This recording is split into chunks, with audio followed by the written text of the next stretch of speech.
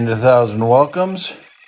Welcome to From Broken to Worlds, where I train my injuries or through my injuries, around my injuries, over my injuries, and hopefully qualify for the 2027 World's Masters Highland Games Championship.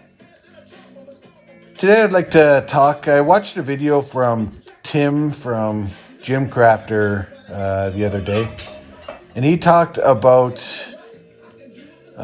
basically the simplicity of your gym, that maybe some people buy equipment that they don't need. Now, the qualification that he gave, and I agree with, is that, hey, if you got the space and you just love having new equipment and that keeps you motivated and that's fun for you, then by all means go at it. It's not saying you're wrong or it's dumb or anything.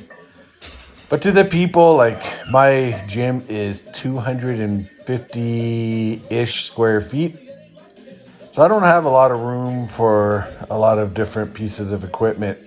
And so what he talked about really resonated well with me, is that you don't actually need a lot of that equipment. If you're able to know how to use the equipment you have and figure out good training fundamentals and training approaches for the equipment you have, you can go a long way. Now, I would say if you're going to train for something like the Highland Games, anything's better than nothing as far as training, but having a squat rack with a barbell is really the good start, basic start that you should have to train for it, because it is the most versatile. You can train for strength, you can train for power, you can train for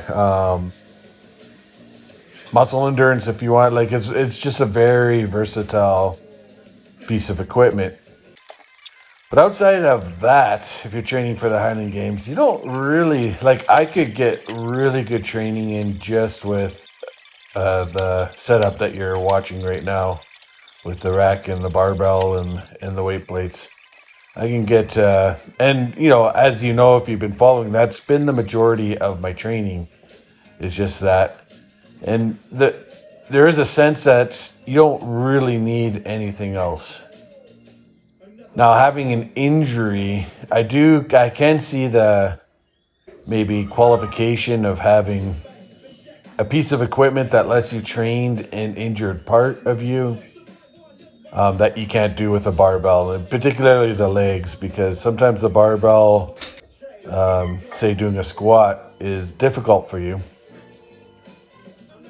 because of a injury, but doing a leg press with a leg press machine, you're able to do. So I can definitely see that utility. But outside of something like that, as far as need, not wants or what you want to do, but as far as need, you don't really need to go much further than that. Now, as you can see in my gym, I have a few other pieces. So because of my knees, I have that elliptical. It provides sort of cardio with no impact, and you can have both upper and lower cardio. So that's the reason why that piece is in the gym. And the cable tower that you can't really see in this shot, you'll see it later. You can see I failed there and then just barely eked it out. The cable tower, don't need it, but I got it because primarily for other people in my family to work out, they wanted it. If I had my choice, I probably would have had sandbags sitting there that I can train with. But, given the limited space and that it's not only me in this gym, I decided to buy that piece. It was on sale at the time, too. You can see I have new wrist straps on, by the way. Anybody that knows my training has been kind of a frustrating part, is my wrist straps keep falling off. Bells of steel, you need to get better Velcro on your wrist straps. So I bought these. They're Titan. the wrist wraps. You don't see them. I'm not wearing them now, obviously, with this exercise. But Titan, they're made in Corpus Christi, Texas. My brother lives in Texas. I don't know if that means anything, but there you go. That's my connection. I bought it from Strong Arm Sports store here in Calgary. So yeah, as you can see here, I'm training power, and I have a barbell. I have a different barbell, a weightlifting one. You don't really need a weightlifting one for this particular exercise, but since I have it, I use it. But yeah, a really basic setup. You can get, almost all that you need to train.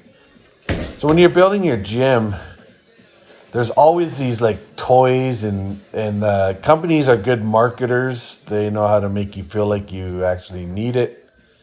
But if you have physiologically, what's really different from a pendulum squat to a leg press to a squat? It's if you have a lower back injury, you might want a belt squat. These kind of things do happen, but outside of injury kind of settings, what is really the benefit of having the other piece outside of just pure novelty?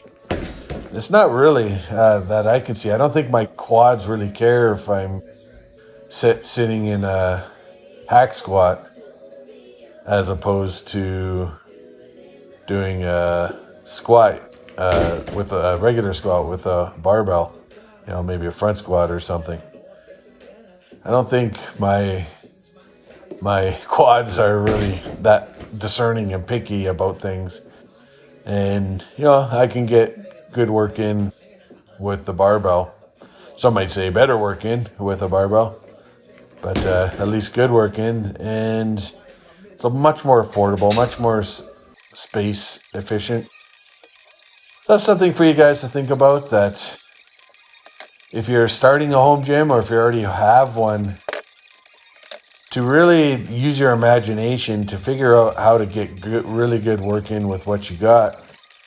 And maybe that piece that you've been looking for, that you really wanted, is not really needed. It's something I learned, that this bench here actually goes lower. I didn't know that. So my wife told me, and I thought it was kind of at a set height. So that made it me able to be a bit more upright to do these pull downs than with the bench when it was higher. So yeah, I guess you learned something. This wasn't my bench. This was a bench that my daughter and wife bought, and so they know it better than me. So that's good. Learned something. Anyways, yeah. So don't look at necessarily the newest bells and whistles. If you like high-end equipment and you got the money, I'm not saying don't get that or anything like that. But to the rest of us, don't feel like you're missing out on too much by having a basic setup, because the basics,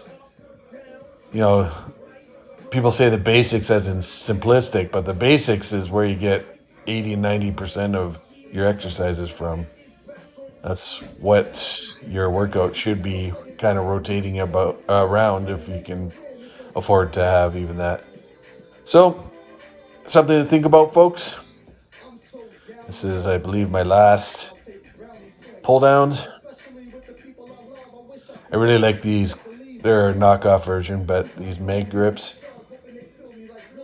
My old gym had the original mag grips and fell in love with them there. So, yeah, something I really like. But that's another thing. I have like 8 or 9 different mag grip types. But do I really need 8 or 9 different types? Maybe 1 or 2. But you can see I got a little hard there at the end. It is a little hard to stand up from way down there. But there you go. That's it, guys. Be blessed.